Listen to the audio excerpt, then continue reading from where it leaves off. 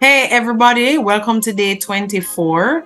We are at the last part of the chapter Hindrances to Commitment, and today we're looking at demotivation. Stay tuned.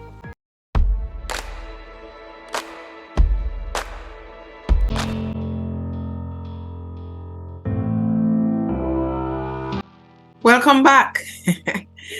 Have you ever been demotivated? Have you ever felt demotivated? You know, there is a saying in Jamaica where we say encouragement sweetens labor. We generally, as people, we like to be encouraged. We like when people acknowledge the work that we're doing or anything at all that we do to bless them. And we like when people, just encourage and so on. But there are times, there are situations where that's not forthcoming. And there are times when it appears that the things that we're committed to or the people that we're committed to, we're not getting the kind of returns that would encourage us to say, yes, you are doing a good job and so on. In other words, you might be committed to people who are ungrateful.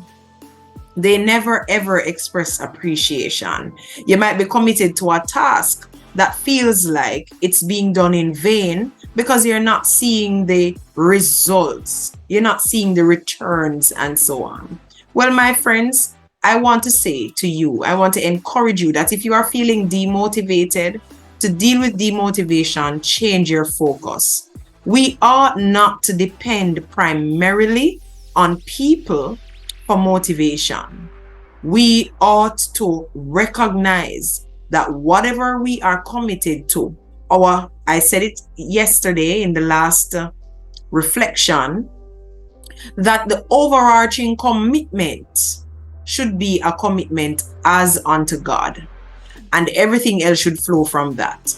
So when it comes on to living for the Lord, working for the Lord, and we must understand that as believers, our work really should glorify God. It should be a reflection of our relationship with God.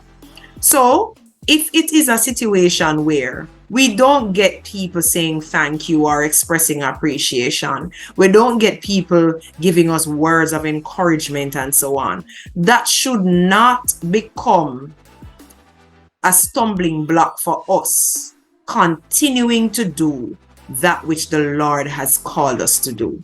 Listen to what Colossians 3 verse 23 says. Whatever you do, work at it with all your heart as working for the Lord, not for human masters.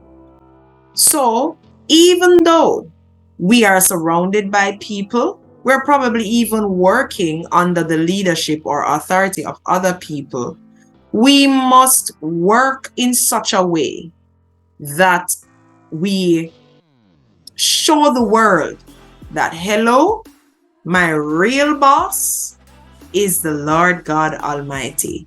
And therefore, my work must reflect that. Work as unto the Lord and not for human masters. If as believers, this is our focus, this is where our attention is, I promise you, you will be outstanding wherever you go. Here's your commitment challenge for today.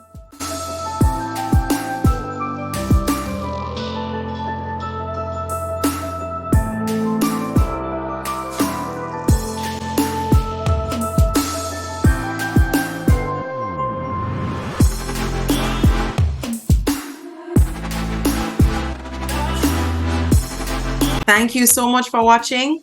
I trust that you have been blessed. And hey, as you go throughout today, remember the word, remember the challenge, spend time in prayer. And until we meet again, always remember, God speaks.